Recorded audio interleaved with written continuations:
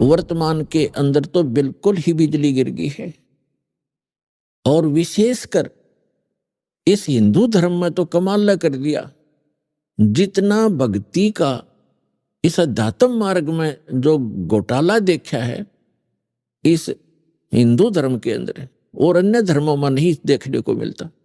अन्य धर्मों के धर्मी जैसे कोई कुरान शरीफ का मानने वाला है, कम से कम कुरान शरीफ को आधार तो मान रहा है और उसके अनुसार जैसा भी उनकी परंपरा वो एक ही तरह की भक्ति करे। इसी प्रकार ईसाई धर्म में देख ले, सिख धर्म में देख लो और हिंदू धर्म में देख ले, जितने गुरु उतनी ही पूजा, जितने जो ज्ञान है उतने ही देवता। कोई कुछ पूज रहा है, कोई कुछ पूज रहा है, कोई कुछ बता रहा है, कोई कुछ बता रहा है, कोई आधार नहीं। जबकि हमारे सदग्रंथ हैं उनको तो देखे हम झांक के, तो हमारे धर्म गुरुओं को हमारे धर्म ग्रंथों का भी ज्ञान नहीं था। इस कारण से हमारे उन अनमोल रत्न, जो अनमोल खजाना हमारा हमारे घर में छुपा पड़ा था, ये हमारे धर्म गुरु उसको हमारे सामने रख नहीं सके, जिस कारण से हम गरीब से गरीब होते चले गए। हम आध्यात्मिक गरीब हो गए, निर्धन हो गए। कबीर साहब कहते हैं, कबीर सब जग निर्धना और धनवंता ना कोई, धनवंता सो जानिए जिस पर राम नाम धन होए। तो हमारे पास राम नाम धन नहीं रहा, जिस कारण से हम भिखारी बन गए। तो पुण्यात्मा, अब हमने फिर राम नाम के धन को पुनः संग्रहित करना है शास्त्र अनुकूल साधना करके। अब आज का जो समागम प्रारंभ हुआ है, इसका उपलक्ष्य है कि ज्येष्ठ सुदी पूर्णमासी को वो परम अक्षर ब्रह्म जो हमारे पिता हैं, जो हमारे हमदर्द हैं, जो हमारे दुख में दुखी होते हैं, जो हमें सुखी करने के लिए और सतलोक जो स्थान हम छोड़कर आए हैं जहां हम सुखी रहा करते थे, उसकी खबर बताने के लिए, खबर देने के लिए, उसकी जानकारी देने के लिए वो परमात्मा स्वयं ही आते हैं।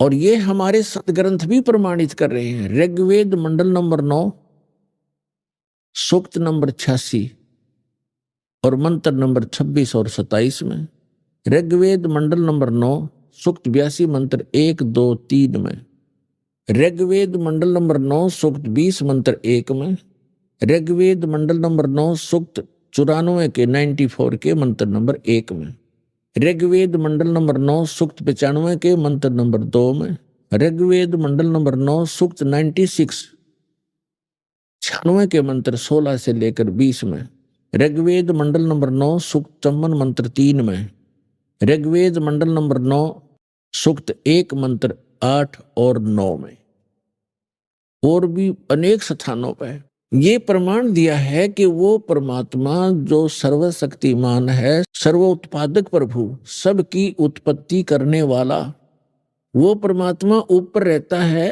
ध्रुवलोक के तीसरे पृष्ठ पे। ध्रुवलोक माने तेजो में लोक, जो सौ प्रकाशित पृथ्वी सतलोक है। उस पृथ्वी पर वो परमात्मा एक गुम्बज के अंदर राजा के समान, सिर पर मुकुट है, ऊपर श्वेत छत्र है दाता के, और सिंहासन यानी तख्त पर विराजमान है। तो जिन महापुरुषों ने परमात्मा को वहां देखा, उन्होंने भी बताया है परमात्मा का साक्षात्कार जिनको हुआ है, क्योंकि वो परमात्मा स्वयं ही उनको लेकर के सतलोक गए थे, अपना निज स्थान दिखाकर उनको वापस छोड़ा था। उनमें से एक हैं आदरणीय गरीबदास साहिब जी, गांव छुडानी, जिला झज्जर, हरियाणा वाले। उन्होंने कहा कि श्वेत छत्र और सिर मुकुट विराजे, देखत ना उस चेहरे नु, गरीबदास ये वक्त जात है, रोगे इस पैरे नु। यानी वो परमात्मा के सिर पर सफेद छत्र है एक ऊपर, जैसे ये छत्र आप छतरी देखते हो छोटी सी, ये तो आर्टिफिशियल है, वहां परमात्मा की ओरिजिनल है। और सिर पर मुकुट है उस परम पिता के, जैसे राजा लोग पहनते हैं। यही ऋग्वेद मंडल नंबर 9 सूक्त 82 मंत्र 1 में है कि वो सर्व उत्पादक प्रभु, सब पापों का नाश करने वाला, राजा के समान दर्शनीय है, देखने में राजा के समान तख्त पर विराजमान है, सिंहासन पर बैठा है। और वहां से गति करके आता है, अच्छी आत्माओं को मिलता है जो दृढ़ भक्त होते हैं। तो इन सभी वेद मंत्रों का निष्कर्ष है कि वो परमात्मा ऊपर बैठा है, नर आकार है, मनुष्य दृश्य है। जिन महापुरुषों ने परमात्मा को देखा उन्होंने कहा हमरे ही हुनियार है हमारा सृजनहार, हमारा सृजनहार, हमारा भगवान, हमारा उत्पत्ति करता हमारे ही शकल का है, हमारे जैसी शकल का है, हुनियार हमारे जैसे रूप का है। लेकिन उस परमात्मा की सामर्थ्य और मटेरियल ऑफ बॉडी हमसे ज्यादा शक्तिशाली और अविनाशी है, ताकतवर है, तेजों में है। तो सतलोक में जाने के बाद प्रत्येक प्राणी, प्रत्येक जीव हंस कहलाता है, हंस। और वहां जाने के बाद प्रत्येक का जो शरीर बनता है वो, जैसे हमें यहां शरीर मिला है ये कच्चा है, ये किसी कारण से भी विनाश को प्राप्त हो जाता है। वहां जो शरीर मिलेगा वो कभी विनाश को नहीं प्राप्त होगा। उसमें नाड़ी तंत्र नहीं है, उसके अंदर ब्लड प्रेशर, शुगर, कैंसर आदि कोई रोग नहीं होता। वहां वृद्ध अवस्था नहीं है और वहां सदा युवा रहते हैं। ऐसे आपका परिवार होगा और बच्चे होंगे और एक स्थिति ऐसी आती है कि वो युवा होने के बाद फिर युवा ही रहेंगे, वो सदा वृद्ध नहीं होते। और इतने शुद्ध विचार हैं, किसी चीज का अभाव नहीं है, किसी वस्तु का अभाव नहीं वहां पर। यहां तो एक हीरा आपने शायद किसी ने जीवन में देखा भी नहीं होगा, हीरा। और वहां सतलोक के अंदर हीरों के तो पहाड़ हैं, जैसे यहाँ पत्थर के पहाड़ हैं, वहां हीरे ठोकरों में रले मिलेंगे आपको। और दूधों की दरिया बहती है, सदाबहार वृक्ष हैं, किसी चीज का अभाव नहीं, जहां बैठो कुछ खाओ। और सब पकवान आपको किसी प्रकार के पकवान, जैसे परमात्मा जब काशी में आए हुए थे 120 वर्ष रहे, तो एक बार किसी ने मजाक कर दिया था, झूठी चिट्ठियां डाल दी थी कबीर भगवान के नाम से कि सभी साधु संत आओ और कबीर साहब भंडारा कर रहे हैं। और उस समय लीला कर रहे थे दाता एक गरीब कति एक सिंपल भगत की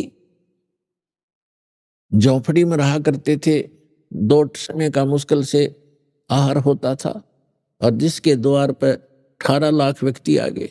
तो वो परमात्मा स्वयं गए अपने निज स्थान सतलोक में, और वहां से 9 लाख बैलों के ऊपर बने बनाई जलेबी, कचौड़ी, पकौड़ी, दही, बड़े, बूंदी, लाडू, सब कुछ भरकर, दाल, चावल, खांड, खीर, सब कुछ बने बनाया, और यहां सेकंड में लाता रहे।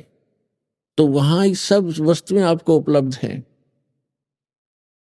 तो वहां कोई राग नहीं, कोई द्वेष नहीं।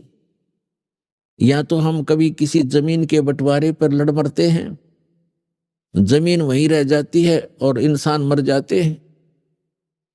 तो ये वृत्ति खराब क्यों होगी हमारी? क्योंकि एक तो ज्ञान नहीं और दूसरा हमारे साथ भगवान नहीं।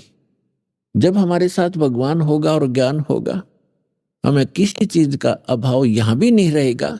जब तक आप यहां रहोगे, आपकी सुरक्षा होगी, आपके बच्चों की सुरक्षा होगी। तभी तो हम भगवान की खोज करते हैं कि हमारा परिवार सुखी रहे, हम भी निरोग रहें, हमारी अकाल मृत्यु ना हो।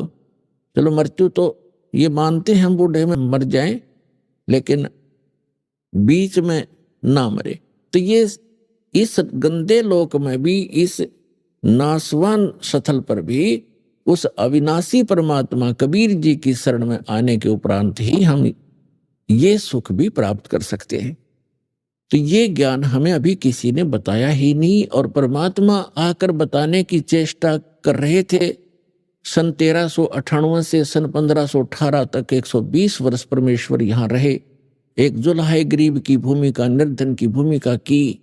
अब वो भूमिका क्योंकि रह रह कर विस्तार से जितनी हमारी बुद्धि काम करेगी दास की, आपको सब कथाएं सुनाएंगे तब समझ में आएंगी। चारों युग में संत पुकारे, को के कहा हम हेल रे, हीरे माणक मोती बरस, ये जग चुगता डेल रे। कि वो परमात्मा हमारे पिता हम बालकों की गलती को अक्षमा करके जो हमने सतलोक में करी थी, क्योंकि सृष्टि रचना के माध्यम से आपको ये जानकारी होती है कि आप जी कैसे यहां फंसे थे इस गंदे लोक में, क्यों इतना कष्ट उठा रहे हैं, ये सजा है आपको, ये दंड है आपको यहां मिला हुआ है। और इस जेल के अंदर जो थोड़ी बहुत सुविधा प्राप्त कर लेते हैं हम उसी को सुख मान रहे हैं। जेल में सुख सपने में भी नहीं होता। तो इस 21 ब्रह्मांड जो या जेल है काल की, इसमें सुख स्वप्न में भी नहीं हो सकता किसी प्राणी को, चाहे वो पूरी पृथ्वी का राजा हो, चाहे वो स्वर्ग का राजा हो। तो ये जो स्थान है, यहां हम क्यों आए, ये सृष्टि रचना में आपको बताएंगे। तो उस गलती को अक्षमा करके परमात्मा हमें बालक जान के अब यहां आते हैं, हमें अपना निज स्थान बताने, अपने पाने की यानी सतलोक जाने की विधि बताने के लिए वो स्वयं ही आते हैं। जैसे उस परमात्मा के विषय में आप जी ने अभी प्रमाण सुना कि चारों वेदों में उसमें स्पष्ट है कि वो परमात्मा ऊपर रहता है, वहां राजा के समान ओवरऑल कंट्रोलर के रूप में सिंहासन पर विराजमान है। और उस परमात्मा की शक्ति, पावर ऑफ गॉड, उस परमात्मा की शक्ति सर्वव्यापक है। वो परमात्मा एक देशीय है, एक स्थान पर रहता है। जैसे सूर्य एक देशीय है और उसकी जो शक्ति है वो निराकार रूप में प्रत्येक को प्रभावित कर रही है। उष्णता उसकी शक्ति है, आप छाया में बैठे होते हो तो भी उसकी उष्णता आपको महसूस हो रही होती है। इसी प्रकार परमात्मा की जो शक्ति है प्रत्येक कण कण में विद्यमान है। परमात्मा एक स्थान पर है, नर आकार है, और वहां से गति करके यहां आता है। वो उद्देश्य क्या रखता आने का, पर वेदों में भी आपको बहुत बार प्रमाणित किया है और आगे भी बताएंगे कि वो परमात्मा यथार्थ भक्ति मार्ग बताने के लिए ही यहां आता है। हमें यदि किसी वस्तु की आवश्यकता है तो मोक्ष मार्ग है वो। मोक्ष माने यहां इस बंधन से छूट जावा, जो कर्म बंधन से हम बंधे हुए हैं, और कर्मों के बंधन से छुड़वाने वाले को बंदी छोड़ कहते हैं। और कर्म के बंधन को केवल वो बंदी छोड़ परमेश्वर सत्य पुरुष कबीर साहब ही छुड़वा सकते हैं। मासा घटे न तिल बधे, विदना लिखे जो लेख, सच्चा सतगुरु मेट कर ऊपर मारे मेघ। अब जब परमात्मा यहां आते हैं, हम उस परमात्मा को पहचानते नहीं। क्यों नहीं पहचानते? क्योंकि हमने डेफिनेशन ऑफ गॉड व रॉन्ग सुन रखी होती है। परमात्मा की जो परिभाषा है वो हमने गलत सुन रखी होती है, जिस कारण से हम परमात्मा का कुछ और ही दृष्टिकोण से विवेचन करते रहते हैं और वही धारणा हमारे हृदय में समाई रहती है। इसलिए वो परमात्मा यहां परमात्मा कम और एक मानव की तरह अधिक लीला करता है, ताकि वो हम उसके निकट रहकर कुछ उनके ज्ञान को फॉलो कर सके। तो इसलिए वो परमात्मा स्वयं आकर के यहां पर ज्ञान देते हैं। तो वो परमात्मा ऊपर रहते हैं, वहां से गति करके आते हैं, अच्छी आत्माओं को मिलते हैं और उनको फिर अपने सतलोक ले जाकर अपना गवाह बनाकर छोड़ जाते हैं। अब उन गवाहों ने, उन जो साक्षी बने परमात्मा के, जिनको भगवान मिले, उन्होंने और साथ में हमारे पवित्र सदग्रंथों ने, दोनों ने रिल मिलकर ये सिद्ध कर दिया कि परमात्मा कैसा है, कहाँ रहता है, उसका नाम क्या है, उसके पाने की विधि क्या है, वो मेथड कौन सा है जिससे हम परमात्मा प्राप्त कर सकते हैं। और जो सदग्रंथों में और जिनको परमात्मा मिले उन महापुरुषों के अनुभव की जो उनकी अपनी अमर वाणी है, एफिडेविट है, वो दोनों मेल खा जाते, फिर संशय नहीं रहेगा आपको। फिर संशय नहीं रहेगा कि हम जो कर रहे हैं वो ठीक है या गलत है, वो फिर स्पष्ट हो जाएगा। इसलिए उस परमात्मा ने बताया है, वो परमात्मा चारों युगों में आते हैं और वो स्वयं ही आकर अपना ज्ञान कराते हैं। अथर्ववेद कांड नंबर 4 अनुवाक नंबर 1 मंत्र 1 से 7 में ये सारी सृष्टि रचना कोड वर्डों में दे रखी है कि वो परमात्मा कबीर देव है, कबीर साहब है, और वो सभी ब्रह्म का भी, परब्रह्म का भी, और सभी ब्रह्मांडों का रचनहार है। और वो अपने द्वारा रची हुई सृष्टि को स्वयं ही ठीक ठीक बताता है। अन्य तो अटकलबाजी लगाते हैं, जैसे ब्रह्मा जी ने देवी पुराण में अटकलबाजी लगा रखी है। ऐसा सुना जाता है, ज्ञान और अज्ञान के आधार से मैं बता रहा हूं। तो जहां ज्ञान है फिर वो ज्ञान कहां रहा? अब थोड़े से हलवे में थोड़ा सा रेत भी डाल दे तो वो स्वाद ही सारा करकरा हो गया। इस प्रकार वो परमात्मा स्वयं आते हैं और क्या बताते हैं? चारों युग में संत पुकारे, को के कहा हम हेल रे, हीरे माणिक मोती बरसे, ये जग चुगता ढेल रे। परमात्मा कहते हैं मैं चारों युगों में आया और चारों युगों में अच्छी आत्माओं को मिला जो संत कहलाए, और हमने आवाज लगा लगा कर कूक कहा हम हेल रे। कूक माने ऊंचे स्वर तक गरज गरज के आवाज लगा लगा के बताया कि ये साधना तुम कर रहे हो गलत है, ये पूजा गलत है, ये साधना करो। शास्त्र विधि त्याग कर मनमाना आचरण करने वाले डड़े ढो रहे हैं। ये जग चुगता ढेल रे, हीरे मोती समझकर कंकर इकट्ठे किए बैठे हो आप, और हम हीरे और मोती इनकी वर्षा कर रहे हैं, शास्त्र अनुकूल साधना और मंत्रों की, जिससे आपको मोक्ष रूपी हीरे प्राप्त होंगे, आपका जीव सुखी होगा। हमरा ज्ञान किन्हें ना सुनिया, पर भी लेन जाते है दुनिया। हमारा ज्ञान किसी ने नहीं सुना और वहां पर भी लेने जाते। जैसे आप देख रहे हो केदारनाथ के ऊपर इतना भयंकर फ्लड आकर के बदल फट गया, वहां तहस नहस हो गई, बहुत से नुकसान हुए, बहुत से श्रद्धालु मारे गए। यदि अमरनाथ के ऊपर जाते हैं, शायद ही कोई ऐसा वर्ष गया होगा जिसमें 100, 200, 1000, 15 से ना मरे हों दर्शक श्रद्धालु। तो पुण्यात्माओं, आत्मा भगवान बिना रह नहीं सकती, इसका स्वभाव है। इसको आवश्यकता उस भगवान की जिस दिन से ये उससे बिछुड़ी है, उसी दिन से उसको वो सुख नहीं प्राप्त हो रहा जिसको ये छोड़कर आ चुकी है। तो यहां परमात्मा कहते हैं हमरा ज्ञान किने ना सुनिया, और वहां धक्के खान जात है दुनिया। पर भी लेने जाती जोड़ तालाब में नहाने के लिए। है कहीं गीता और वेदों में प्रमाणिक की साधना से मोक्ष होगा? तो ये कहां से ग्रहण किया? ये शास्त्र विरुद्ध साधना है। इन लोक वेद बना रखा है अज्ञानी संतों, ऋषियों और आचार्यों ने। अब परमात्मा क्या बताते हैं? सतयुग में सत सुकृत कह टेरा, त्रेता नाम मुनींदर मेरा, द्वापर में करुणा में कहाया, और कलियुग नाम कबीर दराया। चारों युग में संत पुकारे, और कूक कहा हम हेल रे, हीरे माणिक मोती बरसे, ये जग चुगता ढेल रे।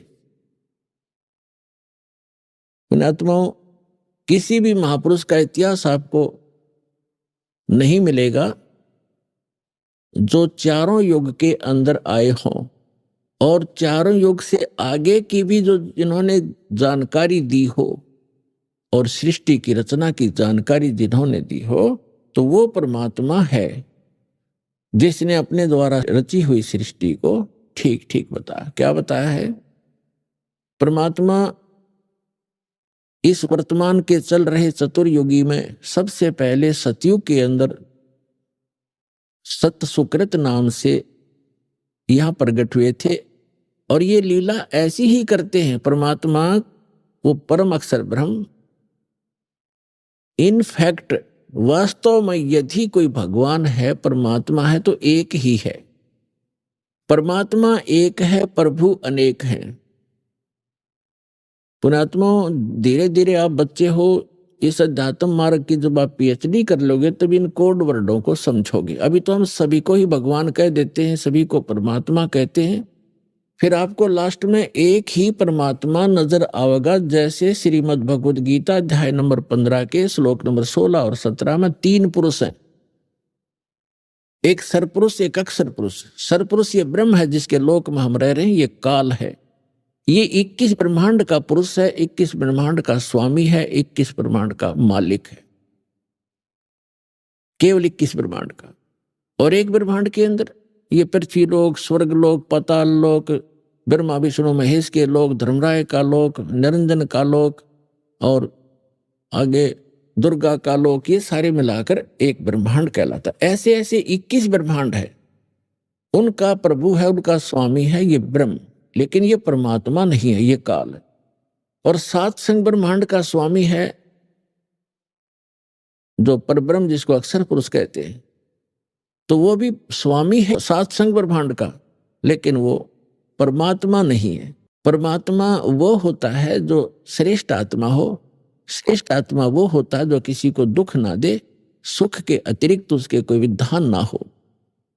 तो वो परमात्मा सत्य पुरुष है जो असंग ब्रह्मांड का स्वामी भी है और परमात्मा भी है, वो सत्य पुरुष है। जैसे श्रीमद् भगवद गीता अध्याय नंबर 15 के श्लोक 16 और 17 में 3 पुरुष हैं, एक सरपुरुष एक अक्षर पुरुष। सरपुरुष को हम काल कहते हैं, ब्रह्म भी कहते हैं, सरब्रह्म भी कहते हैं, और अक्षर पुरुष को अक्षर ब्रह्म भी कहते हैं और परब्रह्म भी कहते हैं संत भाषा में। और तीसरा जो परमात्मा, उसे परम अक्षर ब्रह्म भी कहते हैं, उसे परम अक्षर पुरुष भी कहते हैं, और उसको परमेश्वर भी कहते हैं, सत्य पुरुष। सत्य माने अविनाशी, पुरुष माने प्रभु परमात्मा।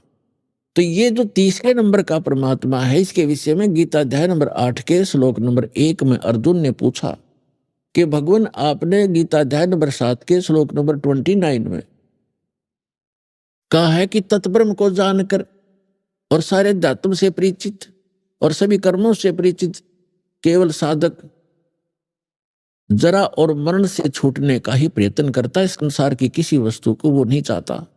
तो वो ऐसा वो तत्ब्रह्म है। तो 8वें अध्याय के प्रथम मंत्र में गीता जी में पूछा है किम तत्ब्रह्म, वो तत्ब्रह्म क्या है, वो कौन है वो तत्ब्रह्म। तो गीता अध्याय नंबर 8 के श्लोक नंबर 3 में गीता ज्ञानदाता कहता है वो परम अक्षर ब्रह्म है, वो सर्वशक्तिमान परमात्मा, परम अक्षर ब्रह्म, सबसे श्रेष्ठ। परम माने श्रेष्ठ, अक्षर माने अविनाशी और ब्रह्म माने परमात्मा। अब जैसे अक्षर पुरुष को भी अक्षर पुरुष कहा है, परब्रह्म को भी अक्षर माने अविनाशी, लेकिन यहां परम अक्षर पुरुष कहा है कि उस वास्तव में अविनाशी परमात्मा वो है श्रेष्ठ, सबसे श्रेष्ठ।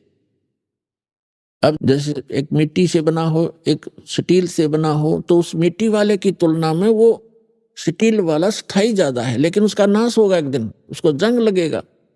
और वास्तव में सोना जो है उसको जंग नहीं लगता, तीसरा मटेरियल वो समझो।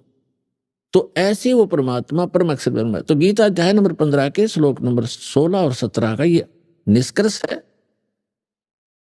कि इस पृथ्वी वाले लोक में, नाशवान लोकों में 2 प्रभु प्रसिद्ध है, एक सरपुरुष एक अक्षर पुरुष। और इनके अंतर्गत जितने प्राणी हैं वो भी नाशवान है। जीवात्मा तो किसी की भी नहीं मरती, हो तो पशु पक्षियों की भी नहीं मरती, वो तो अलग विषय है। फिर 15वें अध्याय के 17वें श्लोक में कहा कि उत्तम पुरुष है तू अन्य। उत्तम पुरुष माने श्रेष्ठ भगवान पुरुषोत्तम, वो तो इन दोनों से अन्य है, सरपुरुष और अक्षर पुरुष से। और परमात्मा इति उदारते, जिसको परमात्मा कहा जाता है, परमात्मा श्रेष्ठ, श्रेष्ठ आत्मा जो कभी दुख ना दे किसी को। और ये लोक तरम अवैश्य विभर्ति अवैश्वर है, जो तीनों लोकों में प्रवेश करके सबका धारण पोषण करता, वो है अविनाशी परमात्मा। तो ये परमात्मा परमेश्वर, ये जो तीसरे नंबर का भगवान है, ये सबका जनक है और ये है वास्तव में परमात्मा। बाकी स्वामी है, प्रभु है। तो यहां थोड़ा सा आपको धीरे धीरे सारा ज्ञान कराएंगे। तो क्या बताया है कि चारों युग में ये परमात्मा आते हैं और ये लीला करते हैं। जैसे ऋग्वेद मंडल नंबर 9 और सूक्त नंबर 1 मंत्र 8 में कहा है कि वो सब पापों का नाश करने वाला परमात्मा 3 सतिथि से हम सबका धारण पोषण करता है। वो 3 सतिथि कैसी है? एक सतिथि में परमात्मा सतलोक में रहता है, तेजो में शरीर है उस परमेश्वर का, मनुष्य दृश्य है, वो सिंहासन पर विराजमान है, एक बहुत बड़ा गुम्बद है, स्तूप है बहुत बड़ा, और वो बहुत सुंदर सफेद कलर का है, तेजो में है, उसके अंदर से भी नूर निकल रहा है। उसके बीच में सिंहासन पर परमात्मा विराजमान है, एक राजा के समान बैठे हैं, उनके सिर पे मुकुट है और ऊपर छत्र है और उनके ऊपर चंवर अपने आप भी होता है जब इच्छा होती है, और बाकी वो रखा भी रहता है।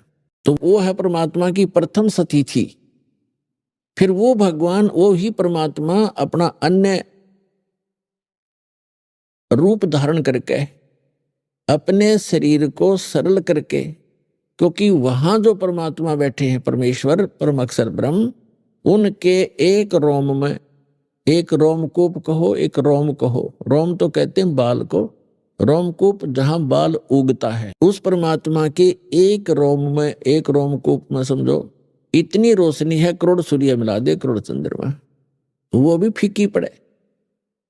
तो वो परमात्मा का ऐसा नूरी शरीर है, मनुष्य सदृश्य है, सिर पर मुकुट है, और वहां जाकर हंस सभी उस परमात्मा पर चंवर करते हैं, अपने मालिक पर। जो यहां से निकल कर जाता है सीधा भगवान के पास जाता है, चरणों में प्रणाम करते हैं, वो परमात्मा सीने से लगाते हैं प्रत्येक को, और फिर वह चंवर करते हैं आदर से। फिर उसको कहता बेटा आराम से रहो, ये तुम्हारे बने बनाए महल वहां खाली पड़े थे, विश्राम करो, गलती बनी तुम्हारे से, कोई ना लौट आए। अब भी कहते हैं सुबह का भूला शाम को आ जाए तो भूला नहीं कहलाता, और हम युगों से भूले पड़े यहाँ पर। तो वहां ये प्रथम स्थिति है। फिर परमात्मा अपने शरीर को हल्का रूप बना करके दूसरी सतिथि में, वो दूसरी सतिथि में क्या करते हैं, एक शिशु रूप धारण करते, और प्रत्येक युग के अंदर प्रारंभ में एक सरोवर के अंदर कमल के फूल पर आकर नवजात शिशु का रूप धारण करके वो विराजमान हो जाते हैं। वो किसी मां से जन्म नहीं लेते, और परमात्मा की सारी व्यवस्था होती है, तो वहां से कोई निसंतान दंपत्ति उन्हें उठा ले जाते हैं, और धीरे धीरे जैसे बच्चे की तरह परमात्मा अपनी लीला करते हैं। छोटी सी उम्र में ही 4-5 वर्ष की आयु में ही बड़े बड़े विद्वानों के छक्के छुड़ाने लग जाते हैं, और धीरे धीरे बड़े होते हैं और एक नेक नागरिक की भूमिका करते हैं। हाथ से काम करके कम से कम संग्रह करते हैं, झोपड़ी में रहते। जैसे पहले तो वैसे तकरीबन ये महल वगैरह बहुत कम थे, झोपड़ी ही डाला करते थे सभी। तो वो परमात्मा एक ऐसी लीला करते हैं कि भक्त को अधिक संग्रह करने की आवश्यकता नहीं है। भक्त वही होता है जो उस लोक की परंपराओं से हटकर आध्यात्मिक परंपराओं के आधार से अपना जीवन निर्वाह करे, उसके आधार से चले, वो भक्त कहलाता है।